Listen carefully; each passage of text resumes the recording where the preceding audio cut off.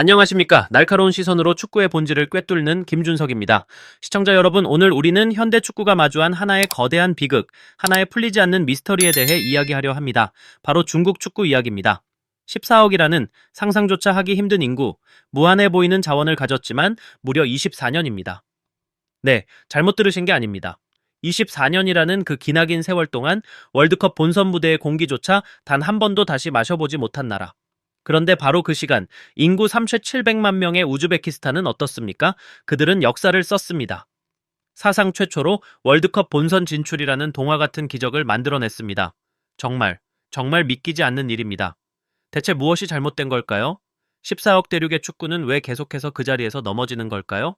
이것은 결코 특정 선수나 감독을 향한 섣부른 비난이 아닙니다. 이것은 실패의 원인을 뿌리까지 파고드는 냉철한 해부입니다. 오늘 저와 함께 이 거대한 미스터리의 진실을 낱낱이 파헤쳐 보겠습니다. 오늘 우리의 이 뜨거운 토론을 촉발시킨 사건, 모든 이야기의 시작점은 바로 이 경기입니다. 자카르타 원정에서 인도네시아를 상대로 기록한 0-1, 그 충격적인 패배 말입니다. 시청자 여러분, 이 패배는 단순히 승점 3점을 잃은 것이 아니었습니다. 그것은 중국 축구에 남은 마지막 자존심과 희망, 그야말로 모든 것을 앗아간 패배였습니다. 이 패배로 중국은 월드컵 3차 예선에서 4연패라는 깊고 어두운 수렁에 빠졌습니다. 9경기를 치르는 동안 얻은 승점은 고작 6점. 결국 C조 최하위라는, 누구도 예상했지만 누구도 마주하고 싶지 않았던 치욕적인 성적표를 받아들게 된 것입니다.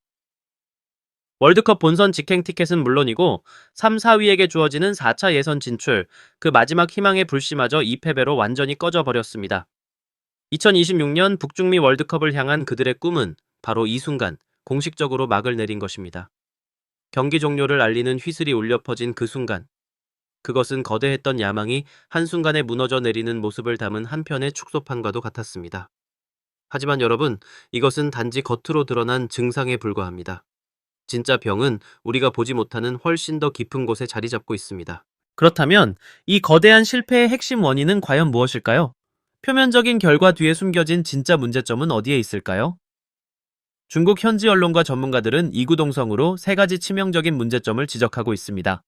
지금부터 하나씩 뼈를 발라내듯 철저하게 분석해 보겠습니다. 첫째, 그리고 가장 기본적이면서도 심각한 문제입니다. 바로 모래알처럼 흩어지는 조직력입니다. 팀이 아니라 그저 11명의 개인들이 그라운드 위에 서 있을 뿐이었습니다. 실제로 중국 언론 소후닷컴은 새로운 선수들이 많이 들어왔지만 응집력이 부족했다.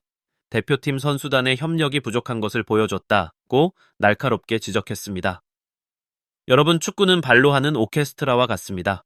11명의 연주자가 서로의 호흡을 느끼고 보이지 않는 약속으로 완벽한 화음을 만들어내야 합니다. 하지만 중국 대표팀의 모습은 어땠습니까?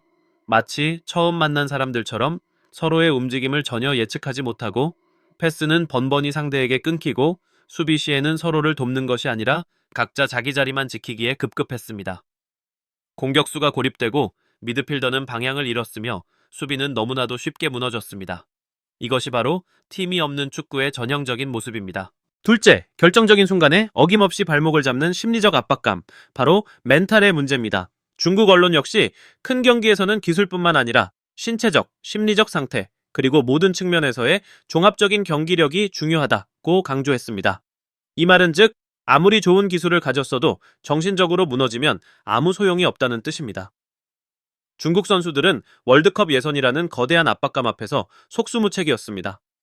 그들의 몸은 청은망은 무거워 보였고 평소라면 쉽게 했을 플레이도 주저했으며 판단력은 흐려졌습니다.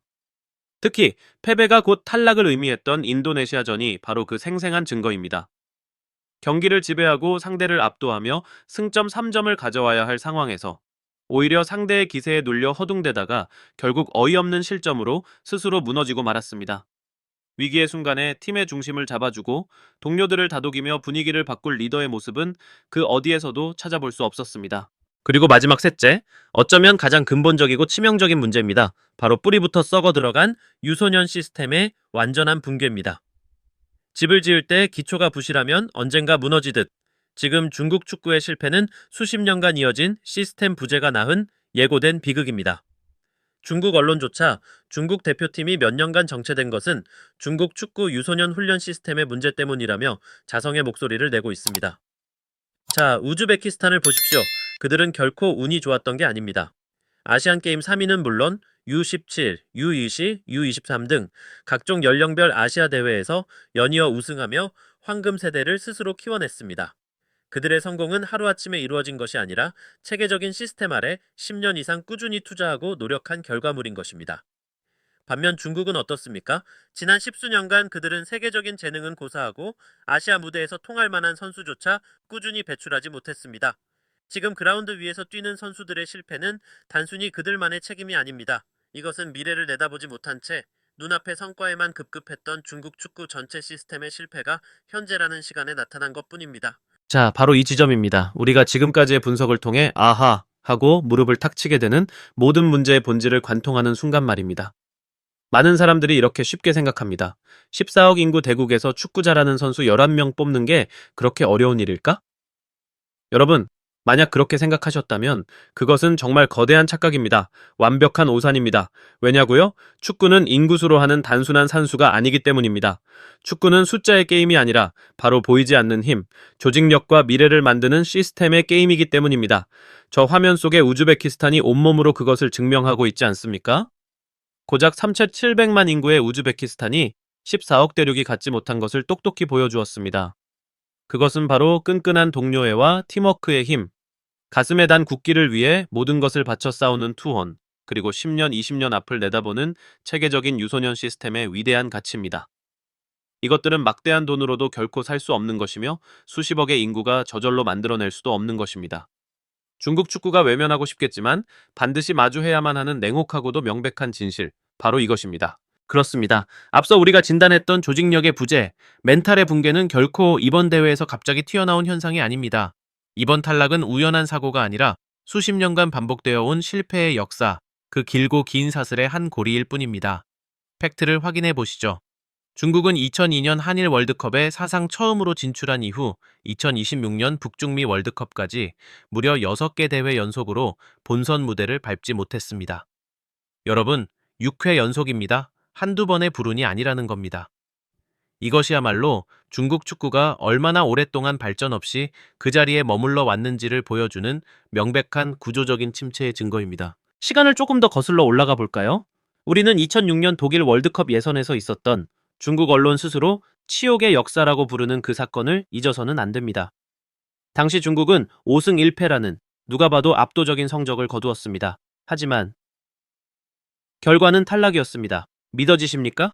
단 한 골, 그깟골 득실 차이에 밀려 최종 예선 무대조차 밟아보지 못했던 정말 어처구니 없는 사건이었습니다.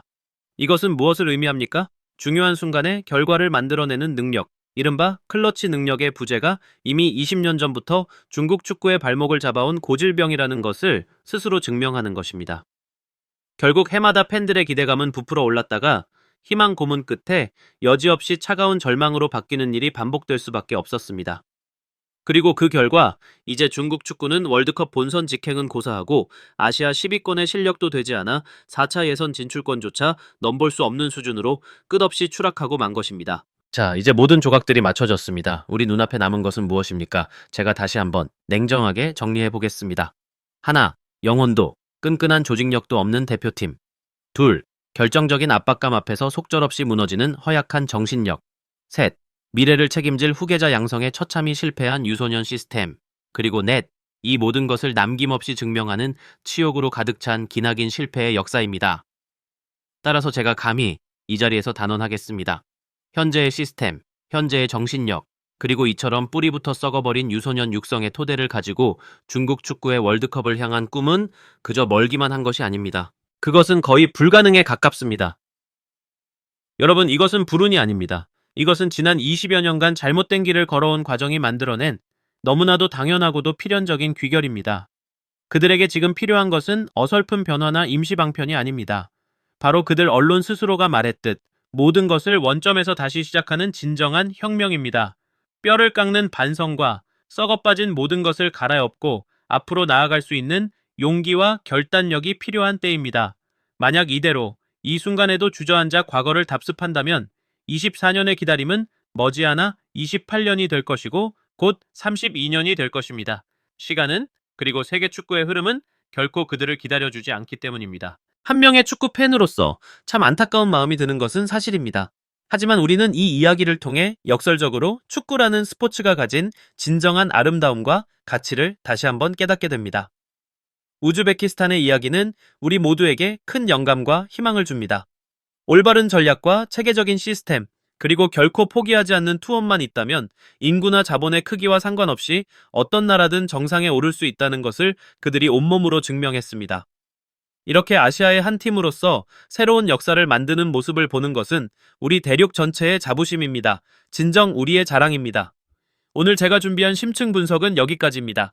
중국 축구의 거듭된 실패, 여러분께서는 그 가장 깊은 원인이 무엇이라고 생각하십니까? 여러분의 날카로운 의견을 아래 댓글로 자유롭게 남겨주십시오. 오늘 영상이 유익하셨다면 좋아요와 구독, 그리고 공유로 응원 부탁드립니다. 저는 더 날카롭고 깊이 있는 해부로 다시 돌아오겠습니다. 시청해주셔서 대단히 감사합니다.